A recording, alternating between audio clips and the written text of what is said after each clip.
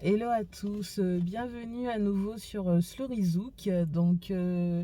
Je fais cette petite vidéo une fois de plus après le sport. Désolée pour ma tête pas maquillée, pas coiffée, je suis fatiguée en plus. J'essaie de répondre en vidéo à des commentaires que j'ai reçus sur ma vidéo de soutien à Perle Lama. Là, je reviens sur cette vidéo en particulier, sur un commentaire de Monsieur Pierre Osier, donc bon, je sais pas si c'est un pseudo ou si c'est son vrai nom, qui me demandait d'arrêter.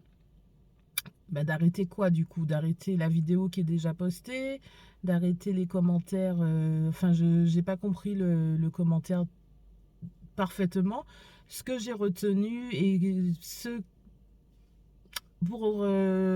les raisons pour lesquelles en fait je réponds en vidéo, c'est déjà parce que ça ira plus vite et de deux, pour parler de l'hypocrisie en fait des Antillais sur les sujets d'actualité.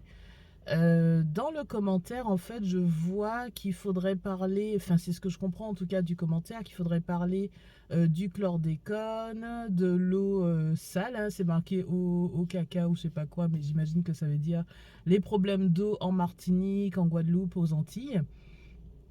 Et donc je réponds en vidéo parce que je veux dénoncer cette fois-ci l'hypocrisie des Antillais, des Caraïbéens, des Antilles françaises particulièrement. Donc une vidéo assez courte, hein, et vous répondrez en commentaire, hein, comme d'habitude, vous mettrez ce que vous avez envie de dire. Normalement sur Slorizouk, le but de la chaîne c'était quand même de parler de Zouk, mais nous dérivons en ce moment, nous parlons de sujets autres. Même si c'est encore lié quand même à la culture, c'est lié je dirais pas à la musique parce que malheureusement il n'y a pas assez de musique consciente sur des sujets importants et qui concernent réellement la vie quotidienne, mais on a une chaîne qui est quand même, je pense, de thématique antillaise, donc on peut parler de sujets un peu différents. Donc pour répondre à Monsieur Pierre Osier, ça aurait été avec plaisir, hein, que j'aurais créé une chaîne où on aurait parlé des problèmes de la vie quotidienne aux Antilles, de l'empoisonnement au chlordécone, du système du réseau d'eau là-bas, mais qui regarde ce genre de chaîne, qui est passionné par la vie quotidienne, qui soutient, qui revendique, qui manifeste? Personne. En fait, quand vous avez une petite partie de la population qui se met en association, qui monte oui, c'est ça, des associations pour aller faire des tests sanguins, pour mesurer le taux d'empoisonnement au chlordécone dans le sang des Antillais, qui se mobilisent une poignée de petits manifestants qui se décarcassent, qui prennent des avocats, qui montent des dossiers en justice, qui se retrouvent à être déboutés par la justice parce que de toute façon ils sont en minorité, ils ne représentent pas de danger en fait, tout simplement.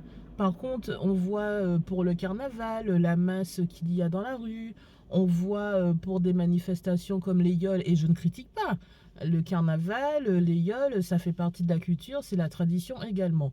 Mais quand c'est pour s'amuser, on voit les gens dans la rue, on voit toutes les générations, que ce soit les plus jeunes, les moins jeunes, les anciens, on les voit dans la rue pour le carnaval, on les voit dans la rue pour le tour des yoles, pour le tour cycliste, pour aller voir un certain chanteur très connu qui arrive à vendre ses billets en moins de 30 minutes. On voit le monde, on voit que les gens ont de l'argent.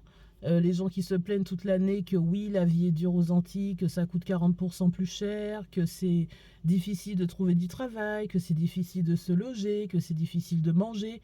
Mais il y a certains événements pour lesquels c'est pas difficile de trouver l'argent. Quand il faut sortir une voiture à crédit qui coûte la peau des fesses, qu'on ne peut pas se permettre d'acheter même ici, où les salaires sont, on va dire, un peu plus corrects et où la vie semble un peu moins chère en France métropolitaine. Il y a des voitures que nous, on ne peut pas se permettre d'acheter, que je vois quand je vais en vacances aux Antilles. Là, on va parler vraiment de sujets qui n'ont absolument rien à voir avec le zouk. Mais moi, je me dis à un moment donné, s'il n'y a pas quelqu'un qui ouvre sa bouche et qui dit les choses, on continue à nous prendre pour des pigeons. Donc oui, il faut parler du chlordécone. Je serai la première à en parler. Je serai la première à demander à Monsieur Pierre Rosier dans quelle association il se retrouve à ce sujet. Quelles sont les conférences qu'il a suivies? Quelles sont comment dire, quelles sont les personnes en fait qui gèrent ce genre de dossier, qui suit aux Antilles? Est-ce qu'il a fait sa prise de sang? Est-ce qu'il est allé mesurer son taux de chlordécone dans son sang? Est-ce qu'il milite? Est-ce qu'il a une chaîne YouTube? Est-ce qu'il a un blog? Est-ce qu'il écrit dans la presse? Je suis sûre que non. Par contre, pour venir mettre des commentaires en fait sous chaque vidéo des gens en fait qui cherchent à revendiquer des choses, qui cherchent à comment dire, à éviter les injustices, venir mettre des commentaires en disant oui, il faut parler du chlordécone, oui, il faut parler de l'eau. Quand il y a des gens qui le font, vous êtes où? Vous êtes où?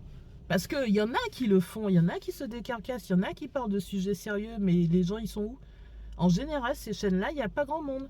Il n'y a pas grand monde qui soutient, il n'y a pas grand monde qui met des commentaires, il n'y a pas grand monde qui se documente. Tous les sujets sérieux, en fait, il n'y a personne. Moi, sur mon blog, par exemple, j'ai écrit à propos de... C'est un sujet qui va vous paraître un peu futile, mais j'avais écrit sur la présence des femmes noires dans les clips antillais. J'ai pas vu beaucoup de personnes motivées par le sujet. J'ai pas vu beaucoup de personnes partager l'article. Mais quand on parle de sujets de cancan, bizarrement là, tout le monde est motivé. Et encore, parce que pour Perle Lama, j'ai trouvé que le soutien est arrivé un peu en retard. Pour moi, un sujet comme ça, c'est sur le vif du sujet qu'il faut se mobiliser. C'est pas un jour après, c'est pas 10 jours après, c'est pas 20 ans après, c'est pas une fois que la dame a déjà passé tous ses nerfs à essayer de régler la situation. C'est pas là qu'il faut réagir, c'est sur le coup, quoi. Bref, ça, c'était une parenthèse. Donc, Monsieur Pierre Rosier, j'espère que vous reviendrez commenter cette vidéo en me disant clairement qu'est-ce que vous faites justement dans le cadre du chlordécone. Avez-vous suivi toutes les procédures? Avez-vous suivi toutes les conclusions de ces dossiers, tout ce qui a été décidé au niveau de la justice? Au niveau de l'eau, vous faites quoi? Vous vous mobilisez, vous écrivez des articles, vous avez des choses en fait à me transmettre, des vidéos que je dois regarder, des auteurs sur le sujet? Je suis sûre que non.